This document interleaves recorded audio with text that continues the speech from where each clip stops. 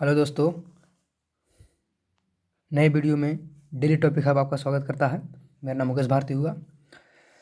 कहते हैं हार वो नहीं जब आप गिरकर हो जाते हो हरास। हार वो नहीं जब आप गिरकर हो जाते हो हरास। हार तो वो है मेरे दोस्तों जब गिरने के बाद आप नहीं करते हो प्रयास।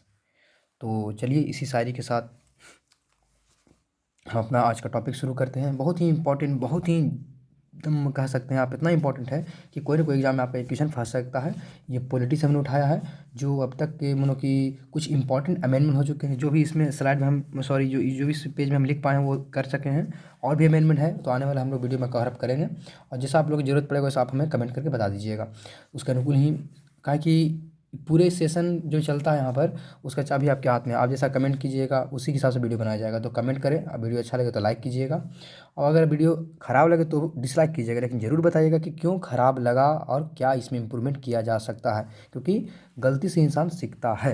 तो सम इम्पॉर्टेंट अमेंडमेंट एक्ट, मतलब कि आपको मालूम है अमेंडमेंट एक्ट, एक्ट मतलब कानून, अमेंडमेंट मतलब बदलाव। तो एक्ट का पहली बात तो एक्ट समझा दें आपको हम, कि जब कोई बिल हम लेकर के आते हैं और बिल को हम लोकसभा में और लोकसभा से राज्यसभा में पास करने के बाद उस पर प्रेसिडेंट का सिग्नेचर हो जाता है, तो वो बिल अब बिल नहीं रहता, वो एक्ट बन जाता है, मतलब कानून बन जाता है।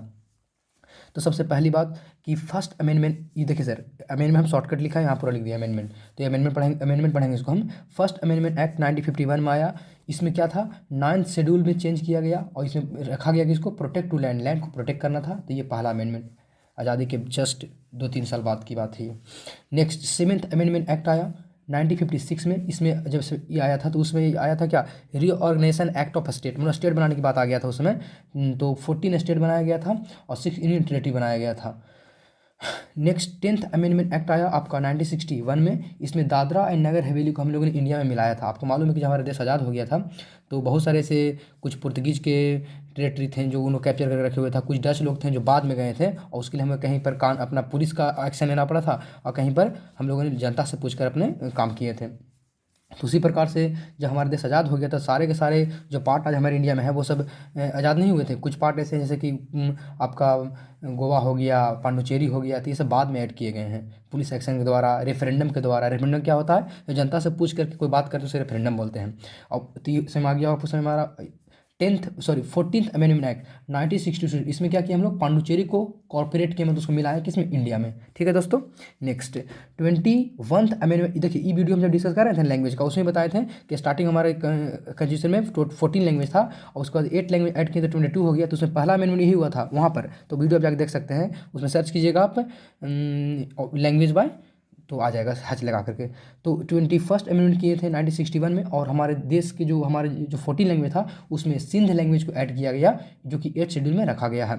नेक्स्ट 24th अमेंडमेंट एक्ट 1971 में किए थे दोस्तों, जो कि कॉन्स्टिट्यूशन को उन लोग को कुछ ऐसा पार्लियामेंट सिस्टम कर दिया था जिससे कॉन्स्टिट्यूशन में उन लोग बदलाव कर सकता है।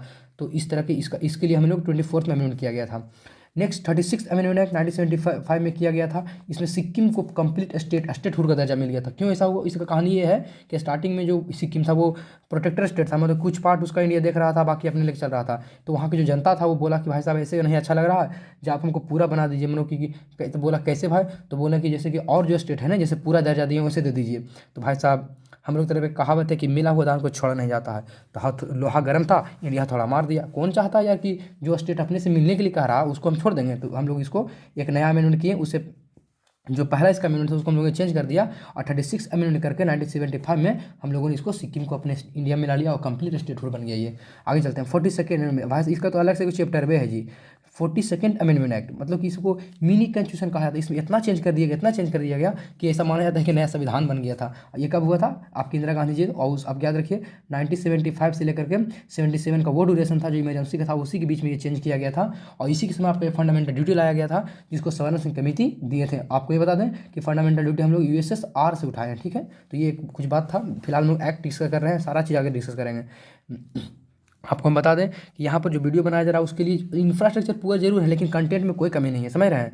44th अमेंडमेंट लाया गया, आपको ये भी बता चुके हैं। तो 44th अमेंडमेंट 1971 में आया था, 78 में आया था। इसमें क्या किए थे कि जो राइट टू प्रॉपर्टी था, फंडामेंटल राइट में, उसको हम लोगों ने यहाँ से रिमूव कर दिया था। 52nd अमेंडमेंट आया 1985 में। इसमें एंटी डिफेक्शन लॉ, मतलब कि पहले क्या होता था ना कि कोई नेता इधर से उधर इस पार्टी से उस पार्टी में चल जाता था, उस पार्टी, तो इसके लिए सोचा गया कि एक लॉ बना देते हैं तो उन लोग ज़्यादा ऐसा नहीं करेगा, ताकि इससे पार्टी टूट जाती थी। तो इसलिए राजीव गांधी की सरकार में आपको 1985 में 52nd अमेंडमेंट किया गया था और एंटी डिफेक्शन लॉ को इंट्रोड्यूस किया गया था। 61th अमेंडमेंट, ये भी बहुत इंपॉर्टेंट है, 1989 में लाया गया। इसमें क्या किया, आपको मालूम है कि जब हमारा देश आज़ाद हुआ था तो उसमें जो वोटिंग राइट दिया गया था 21 ईयर दिया गया था, लेकिन उसके बाद 18 ईयर कर दिया गया इसी अमेंडमेंट के थ्रू। नेक्स्ट 86 अमेंडमेंट 2002 में आया। इसमें 6 to 14 ईयर के बच्चों को पढ़ने का राइट मिला, right to education, free education मिला था, लेकिन बाद में इसको इम्प्लीमेंट 2009 में किया गया। 96 अमेंडमेंट एक्ट 2011 में आया। इसमें हम लोगों ने उड़िया से उड़िया कर दिया, जो नाम में चेंज किया इसका। नेक्स्ट 99 अमेंडमेंट 2014 में आया। इसमें NJAC, national judicial appointment commission, इसमें क्या था कि सरकार ऐसा एक्ट लेकर आई थी जिसमें जो सुप्रीम कोर्ट में जज का स्टैच्यू होता है, उसमें सरकार अपना इंटरफेरेंस कर रही थी। इसलिए सुप्रीम कोर्ट बोला कि ऐसा कीजिएगा तो हम लोग की जो आज़ादी है उसका वायलेशन हो रहा है, हम लोग अपने काम नहीं कर पाएंगे, तो उसको उन लोगों ने क्या कर दिया, वैलिड नहीं किया, मतलब नॉट वैलिड कर दिया। नेक्स्ट 100 अमेंडमेंट एक्ट आपका 2015 में आया था। इसमें हम लोगों ने डिस्प्यूट रिजॉल्व किया, किसके बीच, इंडिया और बांग्लादेश के बीच। और 101 अमेंडमेंट आप जानते हैं कि 2006 में लाया गया, सॉरी 2016 में लाया गया, GST। और GST एक ऐसा इंडायरेक्ट टैक्स है, और GST डे कब मनाते हैं, 1 जुलाई को मनाते हैं। कब से शुरू किए, 2017 शुरू किए। ये कुछ इंपॉर्टेंट अमेंडमेंट एक्ट हैं, और बाकी और भी जो बचे हुए हैं उसको हम अगले वीडियो में कवर कर लेंगे। तो उम्मीद करते हैं आपको वीडियो अच्छा लगा होगा। जय हिंद।